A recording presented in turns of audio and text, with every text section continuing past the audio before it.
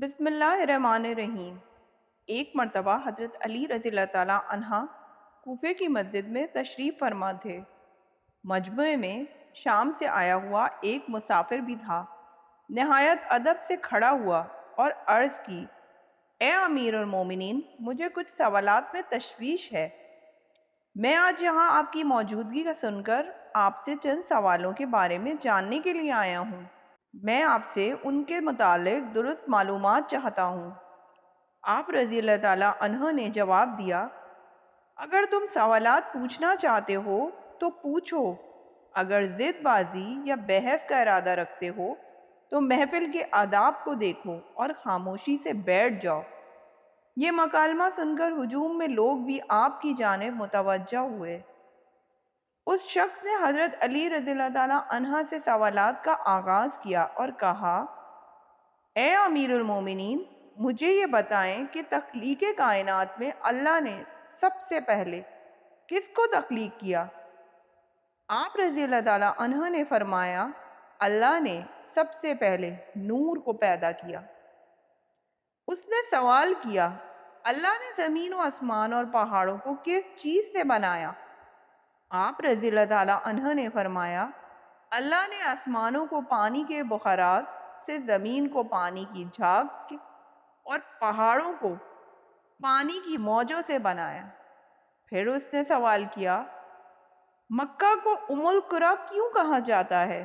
آپ نے فرمایا، ام القریٰ کے معنی یعنی ہر ترتیب کی ماں، کیونکہ زمین کی ہر چیز اس کے نیچے سے بچھائی گئی، اسی لیے عرب کے شہر مکہ جہاں بیت اللہ شریف ہے اسے ام القریٰ کہا جاتا ہے۔ اس آدمی نے اگلا سوال کیا، زمین کے اوپر کے آسمان کو کس چیز سے پیدا کیا گیا؟ آپ نے جواب دیا، رکی ہوئی فوج سے۔ پھر اس نے عرض کی، اے امیر المومنین، سورج اور چاند کا طول و عرض کتنا ہے؟ آپ نے جواب دیا، 900 فرسخ ضرب 900 فرسخ۔ فرسخ فارسی زبان کا لفظ ہے۔ ایک فرسخ میں 10 کلومیٹر لمبائی گنی جاتی ہے۔ اس نے اگلا سوال کیا کہ ستارے کا طول و عرض کتنا ہے؟ آپ نے جواب دیا، 12 فرسخ ضرب 12 فرسخ۔ اس اجنبی نے نہایت ادب سے درخواست کی، اے امیر المومنین، جیسا کہ قرآن میں 7 آسمانوں کا ذکر آیا، آپ ہمیں ان 7 آسمانوں کے نام، ان کے رنگ بیان کر دیجئے۔ آپ رضی اللہ تعالیٰ عنہ نے فرمایا، جو آسمان زمین کے اوپر ہے اس کا نام رفیع ہے اور وہ پانی، بخارات اور دودھ سے بنا ہوا ہے۔ دوسرے آسمان کا نام کیزوم ہے، اس کا رنگ تانبے جیسا ہے۔ تیسرے کا نام مودون ہے اور اس میں ملے جلے رنگ ہیں۔ چوتھے آسمان کا نام ارفالون ہے اور اس کی رنگت چاندنی جیسی ہے۔ پانچویں آسمان کا نام عیون ہے اور اس کی رنگت سونے جیسی ہے۔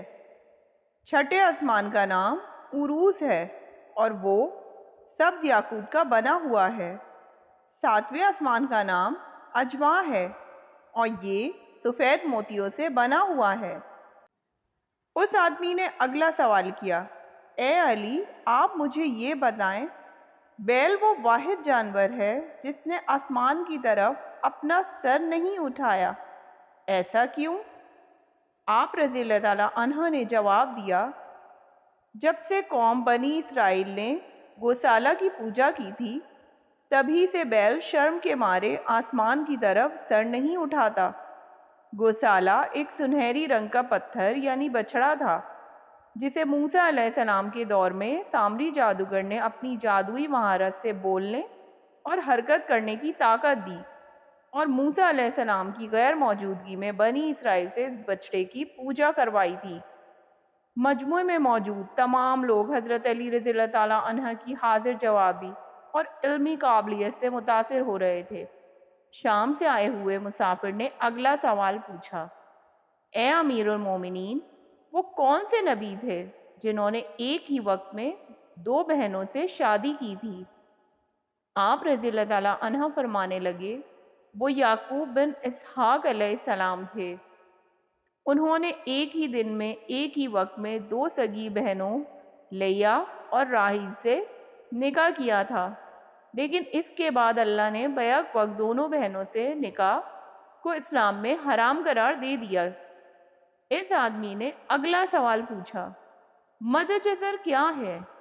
آپ نے جواب دیا، اللہ نے سمندروں پر ایک فرشتہ مقرر کر رکھا ہے، جب وہ سمندر کے پانی میں اپنا پاؤں رکھتا ہے تو مد پیدا ہوتا ہے، اور جب نکالتا ہے تو جزر پیدا ہوتا ہے۔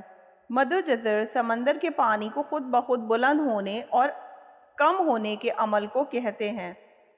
اس آدمی نے اگلا سوال کیا، یہ بتائیں کہ جنات کا باپ کون ہے اور اللہ نے جنات کی طرف کن نبی کو مبعوث کیا تھا؟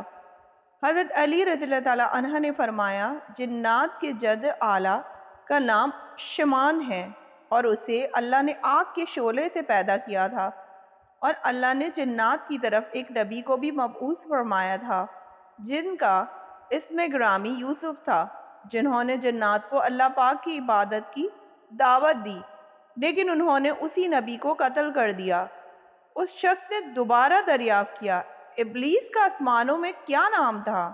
حضرت علی رضی اللہ تعالیٰ عنہ نے جواب دیا، حارث۔ پھر اس نے پوچھا کہ آدم علیہ السلام کا نام آدم کیوں رکھا گیا اور انہوں نے کتنی عمر پائی؟ آپ رضی اللہ تعالیٰ عنہ نے فرمایا، کیونکہ وہ عدیم الارض یعنی نایاب زمین کی کھال سے بنائے گئے تھے، اس لیے ان کا نام آدم رکھا، اور 900 سال عمر پائی۔ اس نے سوال کیا، میراث میں مرد کے 2 جبکہ عورت کا 1 حصہ رکھا گیا ہے، جبکہ اسلام تو مساوات کا حکم دیتا ہے۔ آپ رضی اللہ تعالیٰ عنہ فرمانے لگے، جنت میں حضرت حوا علیہ السلام نے جو خوشہ اٹھایا تھا اس پر گندم کے 3 دانے تھے، انہوں نے خود 1 رکھا جبکہ آدم علیہ السلام کو 2 دیے۔ چونکہ وہ ہمارے جد ہیں، اسی لیے اسی نسبت سے وراثت میں مرد کے 2 اور عورت کا 1 حصہ مقرر ہوا۔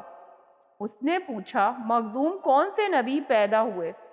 آپ رضی اللہ تعالیٰ عنہ نے فرمایا، اللہ نے آدم علیہ السلام، ان کے بیٹے شیس علیہ السلام، حضرت ادریس علیہ السلام، سان بن نوح علیہ السلام، حضرت داؤد علیہ السلام، حضرت سلیمان علیہ السلام، حضرت لوط علیہ السلام، حضرت اسماعیل علیہ السلام، حضرت موسیٰ علیہ السلام، حضرت عیسیٰ علیہ السلام اور حضرت محمد صلی اللہ علیہ وآلہ وسلم کو مخدوم پیدا فرمایا۔ اس شخص نے دریافت کیا، روئے عرض پر شیر سب سے پہلے کس نبی نے عرض کیے؟ آپ رضی اللہ تعالیٰ عنہ نے جواب دیا، جب حضرت آدم علیہ السلام زمین پر اتارے گئے اور انہوں نے ہر طرف زمین کی خاک اور وسعت اور ہوا کو دیکھا، اور پھر جب شیطان کے وسوسے کی وجہ سے قابیل نے حابیل کو قتل کیا تو آدم علیہ السلام نے شدید غم میں یہ اشعار کہے جن کا ترجمہ یہ ہے، اور ان کے رہنے والے بدل گئے اور زمین کا چہرہ خراب اور گرد آلود ہو چکا ہے، رنگ و ذائقہ رکھنے والی چیز بدل گئی، اور سورج چہرے کی بشاشت مان پڑ گئی۔ میں اپنے طور و حیات کو باعث غم سمجھتا ہوں، اور کیا زندگی کے خاتمے کی وجہ سے مجھے چین مل سکے گا؟ میں آنسو آخر کیوں نہ بہاؤں؟ حابیل قبر میں دفن ہو چکا اور قابیل نے اپنے بھائی کو قتل کر دیا۔ ہائے غم و حسد، سانولا سلونا بیٹا گم ہو گیا۔ یہ بات سن کر سبھی حاضرین خاموش ہو گئے۔ پھر وہ شام کا شخص پھر بولا، امیر المومنین حضرت آدم علیہ السلام جنت سے نکالے جانے کے غم میں عرصہ روئے۔